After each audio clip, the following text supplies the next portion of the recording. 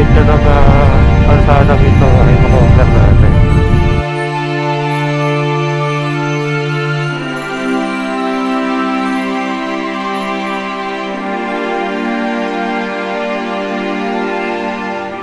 Nakaraang kabanata ay pinakita ko sa inyo yung aming pagbisita sa Bonifacio Shrine kasama ng aking dalawang kaibigan nung high school na si Anthony at si Ryan.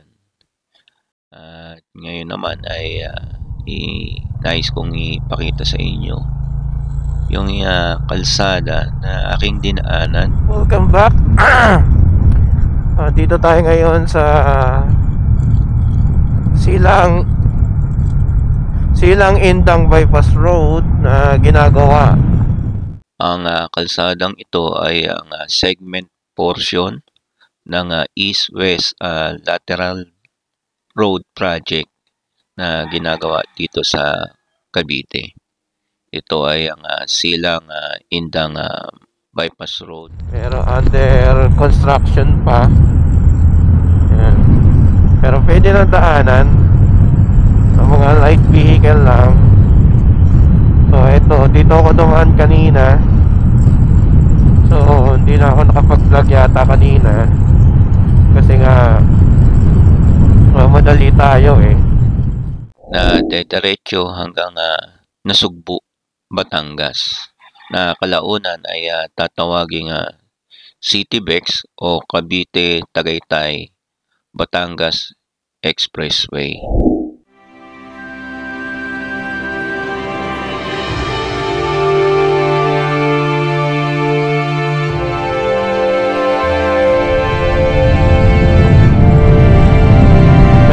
Landslide pa siya. Yan. So makikita nyo yung mga kalupaan na hinahakot. Yan. Pero yung kalahati nito hanggang doon sa may Crisanto Avenue, nung nagpunta tayo ng Balite, ay na-vlog ko na yun noon.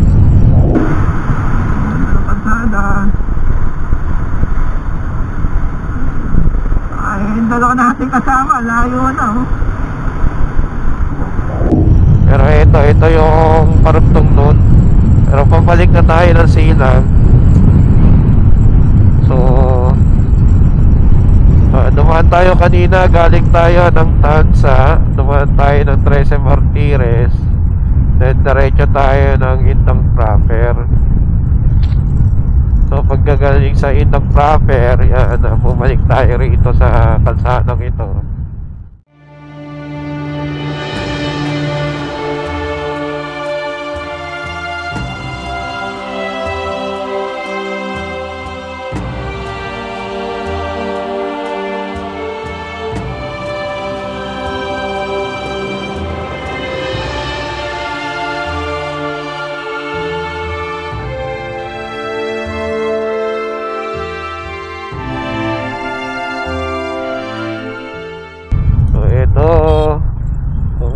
Ating problema sa mga hayop na tumatawid. Yan yung madalas makadisgrasya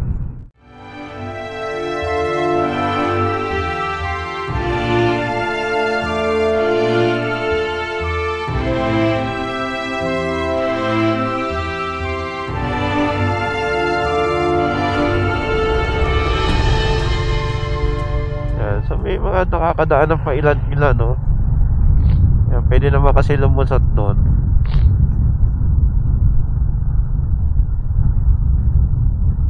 Ito yung kalsada papuntang Tagaytay. Yan.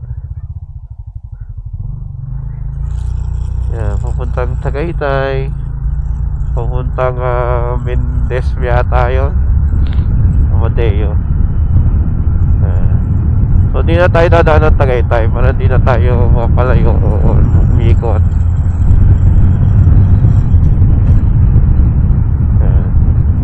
At least i-cover natin tong kahabaan na ito ng Silang Indang bypass road. Yan. So para kung sino yung mga gustong pumasyal sa Indang Cavite from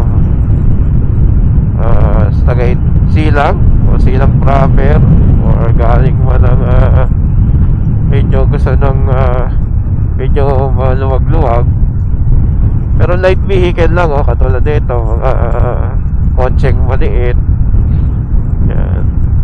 Pero yung mga SUV rin pwede rin, kasi may nakikita ako yan, mga malalaking sakyan yan, katulad yan ng mga SUV na yan, pwedeng dumaan kasi nga makakalusot naman eh.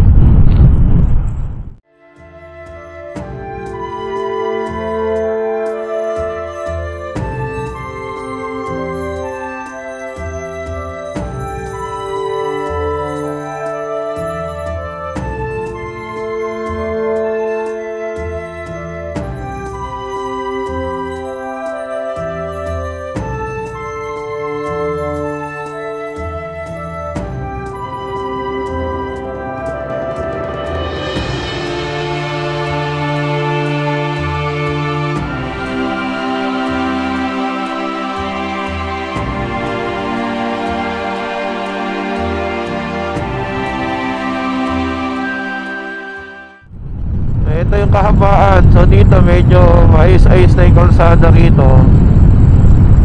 Yun lang yung papunta doon sa Indang ay medyo inaayos pa, no? Hindi pa siya fully constructed. Kung makikita nyo rito sa kanto to ng Crisanto Avenue, ayan, no? So may nakaharang pa na barrier. Yan. Pero pwede nang dumaan. Yan. So Crisanto Avenue. Yan. So diretso pa rin tayo. Okay, yan yung isa sa mga daan din papuntang Tagaytay. Galing naman ng Gentry. Yan, Gentry, General Trias. Okay. So i-vlog natin to para yung diretso ng kalsadang ito ay makover natin.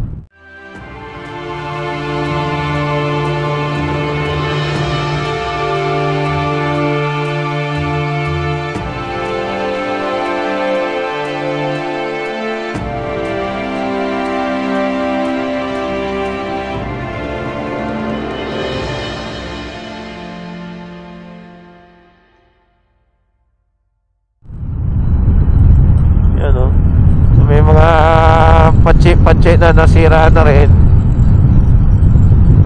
kalsada na semento. Okay. So swerte ng mga nakabili ng mga lote rito ay meron ng maayos-ayos na kalsada.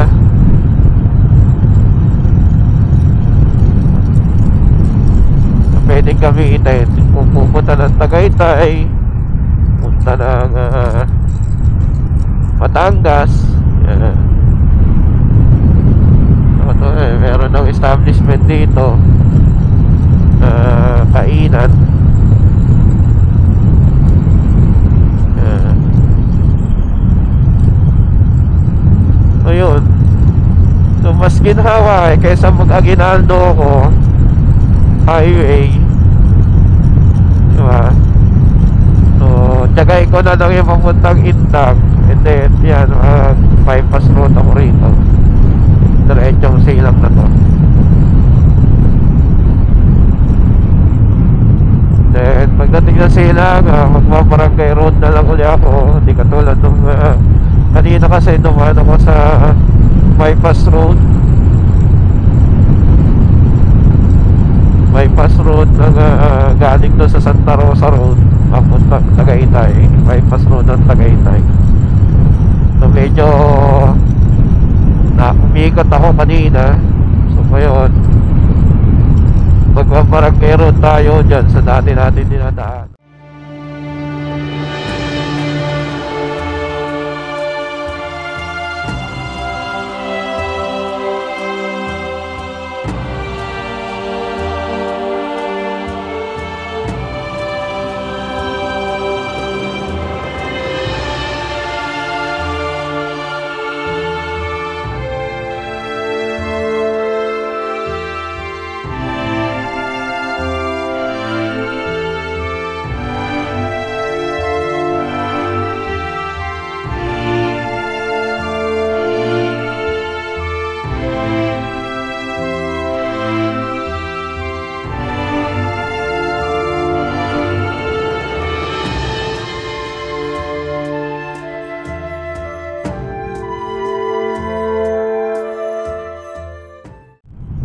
sa paligid ng kalsada ito, underdevelop pa, pero malamang ay meron na nagmamay-ari dyan ng mga developer for subdivision, kasi ganyan naman talaga eh.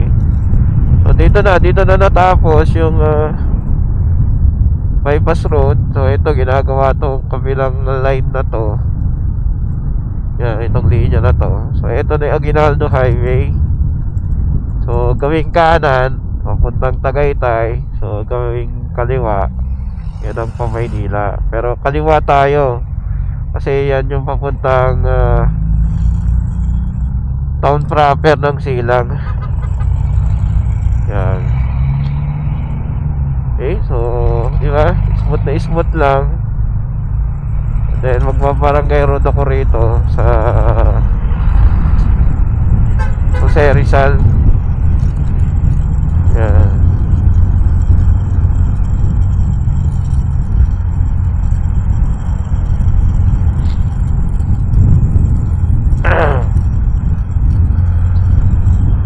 So yun mga bro, so ganun lang. Dito tayo sa Aguinaldo Highway. So maraming salamat sa inyong panonood sa channel natin. Dito ko natatapusin yung ating vlog sa Indang, Silang Indang Bypass Road na dinaanan natin kanina. So yun lang. So at least kahit pa paano na diretso natin, no? Dito na ako dadaan. Yan, dito. Okay, sa Barangay Road. Yan. So yun, maraming salamat mga bro sa inyong patuloy na pagsubaybay sa ating channel. At ako ay pauwi na. So mga 15 to 20 to 30 minutes pa akong mabiyahe mula rito sa Silang papunta doon sa amin. Kita-kita na lang tayo sa sunod na vlog natin mga bro. Maraming salamat sa inyo.